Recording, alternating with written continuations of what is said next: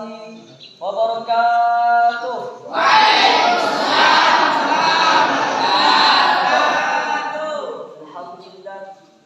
Alhamdulillah rabbil alamin wa umuri dunya wad din wa ala alihi wa sahbihi rasulillahi ajmain.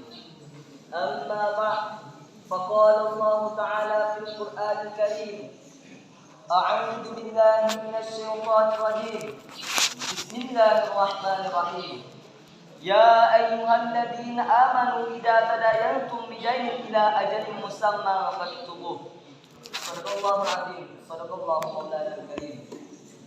Yang sama-sama kita menghormati Al-Mukarram Ma'had Kiai Haji Abdul Sattar Saleh, yakni Buya selaku pimpinan Pondok Pesantren Kiai Haji Abdul Sattar Saleh, yang mana pada kesempatan kali ini beliau belum menyempatkan diri untuk menghadiri acara kita. Dan yang sama-sama kita hormati Ketua Umum Yayasan Pondok Pesantren Kiai Haji Abdul Sattar Saleh, yakni Ustaz Haji Amjad SPDI, yang mana beliau menyempatkan dirinya untuk menghadiri acara kita yang insyaallah dirahmati oleh Allah Subhanahu wa taala. Dan yang sama-sama kita hormati Ustaz Ma'al Ustazah yang hadir maupun yang belum sempat hadir namun tidak mengurangi rasa ta'zim kita kepada beliau. Dan yang sama-sama kita hormati abang-abang, ayu-ayu, kakak-kakak yang seperjuangan dengan saya dan tidak seperjuangan dengan saya, yang insyaallah dirahmati oleh Allah Subhanahu wa taala. Amin. Langkah yang pertama kali ini yang paling utama, tak luput pula kita panjatkan rasa puja, kita puji syukur atas kehadiran Allah Subhanahu wa taala, yang mana puja yang tak terpuja, puji yang tak teruji, syukur yang tak terukur atas kehadiran Allah Subhanahu wa taala, yang mana beliau telah mencurahkan berbagai macam nikmat sehingga kita dapat menghadiri acara kita pada sore hari ini. Contohnya saja nikmat sehat. Tanpa nikmat sehat, entah di mana kita sekarang ini. Banyak orang di luar sana ingin sehat, berobat ke sana, berobat ke sini, ingin sehat, ingin melakukan aktivitasnya kembali. Namun kita di sini diberi oleh Allah Subhanahu wa taala badan yang sehat. Mari kita pergunakan sehat kita dengan sebaik-baik mungkin dengan beramal soleh kepada Allah Subhanahu wa taala dan membaca Al-Qur'an selalu. Contohnya nikmat yang kedua yaitu nikmat Islam. Tanpa iman, tanpa Islam, entah mengapakah kita sekarang ini. Firman Allah dalam Al-Qur'an yang berbunyi, la in syakartum la azidannakum wa la in kafartum inna 'adzabi lasyadid. Yang artinya, barang siapa yang mensyukuri nikmatku kata Allah, niscaya akan ditambah. Dan sebaliknya, barang siapa yang mengkufuri nikmatku kata Allah, niscaya azabku amatlah pedih. Dari firman di atas tadi, kita petik bahwa kita harus mensyukuri nikmat Allah yang berikan kepada kita. Firman Allah yang juga berbunyi, wa in ta'uddu nikmatallahi la tuhsuha. Yang artinya, jikalau engkau menghitung nikmatku kata Allah, niscaya tidaklah sanggup. Malaikat mampu menghitung buih-buih yang ada di lautan. Malaikat mampu menghitung hujan yang turun. Dan malaikat mampu menghitung pasir-pasir yang ada di lautan. Tapi malaikat tak mampu menghitung nikmat Allah Subhanahu wa taala. Malaikat saja tidak mampu menghitung nikmat Allah, apalagi kita manusia biasa pasti tidak bisa menghitung nikmat Allah yang telah kita berikan kepada kita. Langkah yang kedua kalinya, salawat beriringan salam tak luput pula kita curahkan kepada baginda alam, yakni rahmatul Islam.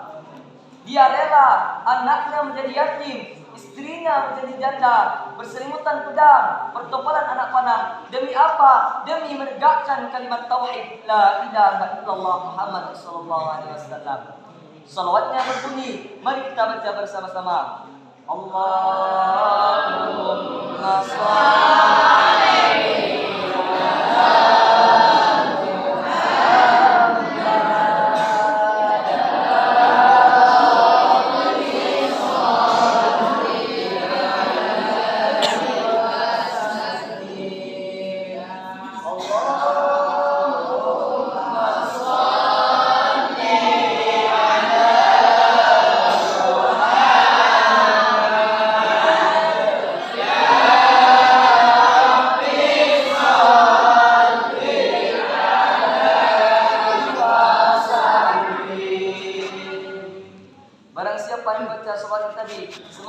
mendapat syafaat yang bermahsyar nanti.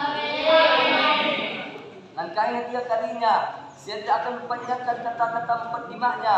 Langsung saja saya ketik judul ceramah saya pada sore hari ini, yakni puasa di bulan Ramadan. Firman Allah dalam Al-Quran yang berbunyi, Ya ayyuhalladzina amanu kutiba alaikumusiyam kama kutiba alal ladzina min qablikum la'allakum tattaqun. Yang artinya, wahai orang-orang yang beriman, diwajibkan atas kamu berpuasa sebagaimana diwajibkan atas orang-orang sebelum kamu agar kamu bertakwa. Dari firman di atas tadi kita petik artinya bahwa wahai orang-orang yang beriman, diwajibkan atas kamu berpuasa sebagaimana orang sebelum kamu agar kamu bertakwa. Mengapa tidak dibuat di situ? Wahai orang-orang yang Islam, diwajibkan kamu berpuasa. Kenapa tidak dibuat wahai orang-orang Islam? Karena orang yang Islam belum tentu beriman. Tetapi kalau orang yang beriman sudah tentu Islam. Banyak di luar sana orang Islam, tapi sholat 5 waktu ditinggalkan, puasa ditinggalkan. Kebanyakan di luar sana banyak Islam KTP, Islam tanda kartu penduduk lah. Maka daripada itu, kita sebagai anak santri, mari kita selalu berpuasa di bulan Ramadan. Di bulan Ramadan ini banyak juga orang-orang yang rugi di bulan Ramadan. Ruginya kenapa? Dia melalui hidupnya di bulan Ramadan dan hidup di bulan Ramadan, tetapi tidak melaksanakan ibadah yang Allah kerjakan. Membaca Al-Quran seperti Allah dalam firman Allah yang berbunyi, Iqra'ul Quran, artinya baca Al-Quran, fa innahu ya'ti yaumal qiyamah. Al-Quran nanti akan datang pada hari kiamat. Li ashabi syafi'an, memberikan syafaat. Dari firman atas tadi, kita yang membaca Al-Quran dan menghafalkan Al-Quran akan didatangkan di hari kiamat nanti. Siapa yang membaca Al-Quran pasti akan didatangkan oleh Al-Quran di hari kiamat nanti. Barang siapa yang tidak membaca Al-Quran sedikit pun, maka tidak akan datang Al-Quran kepada mereka di hari kiamat nanti. Kita perlu Al-Quran di hari kiamat nanti untuk membantu kita. Karena apa? Kita membacanya pasti di hari kiamat nanti Al-Quran akan membantu kita. Dan juga waktu kita selama di bulan Ramadan ini, kalian kemana saja waktu kalian? Apakah kalian beramal kepada Allah Subhanahu Wa Taala? Tingkatkan iman kepada Allah Subhanahu Wa Taala. Apa kalian lalai kepada Allah Subhanahu Wa Taala? Di dalam bulan Ramadan ini, memperbanyakkan membaca Al-Quran. Kalau seandainya kita tidak bisa membaca Al-Quran, tidak apa-apa.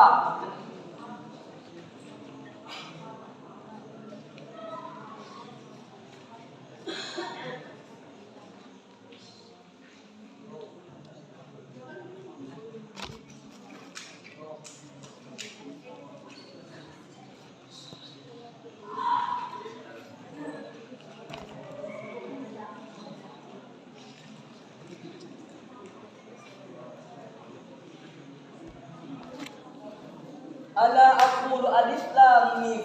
Ya, alif satu huruf, lam satu huruf, mim satu huruf. Satu huruf itu seandainya kita membacanya di bulan Ramadan, maka akan diberikan pahalanya berlipat-lipat ganda. Satu huruf aja kita membacanya, pasti akan diberi 10 pahala kalau kita membaca di bulan Ramadan ini.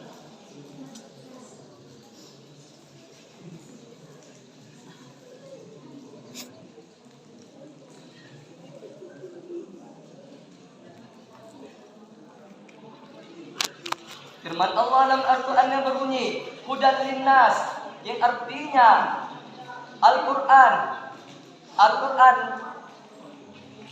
petunjuk bagi manusia. Wa bayyinatin minal huda wal furqan. Al-Quranlah yang menunjuk mana yang salah dan mana yang benar dan mana yang bengkok. Dari firman di atas tadi menunjukkan, Al-Quran menunjukkan mana yang salah, mana yang benar, mana yang bengkok. Daripada itu, mari kita selalu mempelajari Al-Quran ini. Di dalam puasa ini, banyak juga orang melakukan ibadahnya dengan berbanyak tidur. tidur dan tidur. Sehabis sholat tarawih tidur, sehabis sholat subuh tidur, dan masuk masjid tidur dan tidur. Karena apa? Karena hadis yang salah. Karena hadis Allah yang salah. Karena hadis yang salah, karena hadis yang palsu.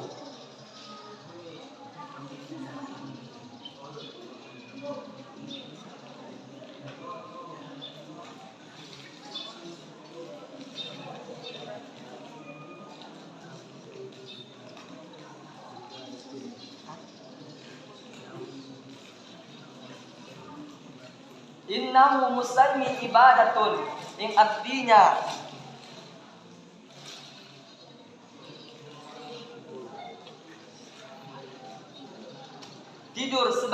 tidur orang yang puasa sebagian dari ibadah. Dari firman di atas tadi, itu ialah hadis palsu. Kenapa dikatakan hadis palsu? Karena bertentangan dengan esensi puasa.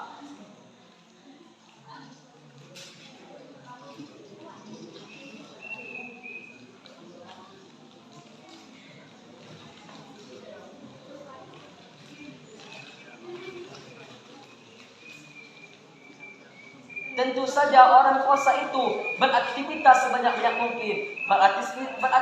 Beraktivitas sebanyak-banyak mungkin itu seperti apa? Bukan seperti mengata orang, menggunjing orang. Tetapi beraktivitas itu ialah mengerjakan amal ibadah kita, meningkatkan kualitas iman kita kepada Allah Subhanahu wa taala, memperbanyak zikir, berdoa kepada Allah Subhanahu wa taala, meminta ampun kepada Allah Subhanahu wa taala. Karena apa? Karena dosa yang kita buat selama ini. Bismillah.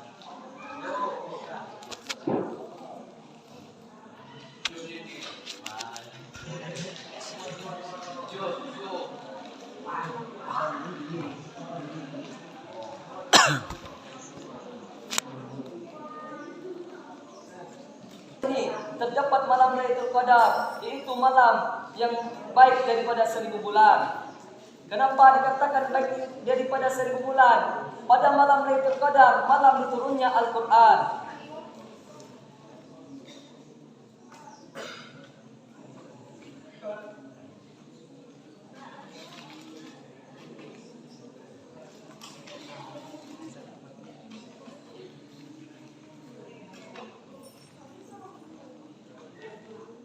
Firman Allah dalam Al-Quran yang berbunyi, Inna anzalnahu fi lailatul qadar. Sesungguhnya kami telah menurunkan Al-Quran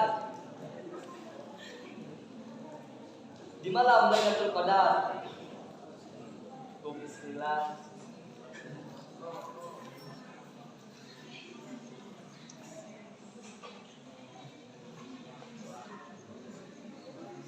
Kita sebagai umat Islam, umat yang beriman, umat yang dicintai oleh Allah Subhanahu wa taala,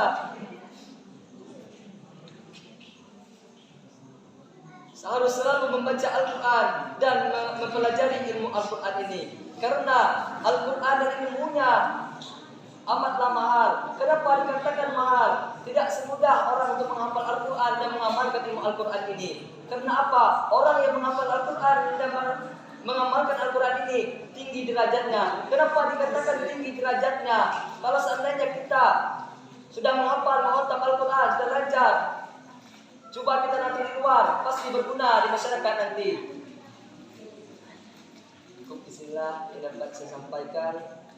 Lebih dan kurang saya mohon maaf. Wassalamualaikum warahmatullahi wabarakatuh. Waalaikumsalam warahmatullahi wabarakatuh.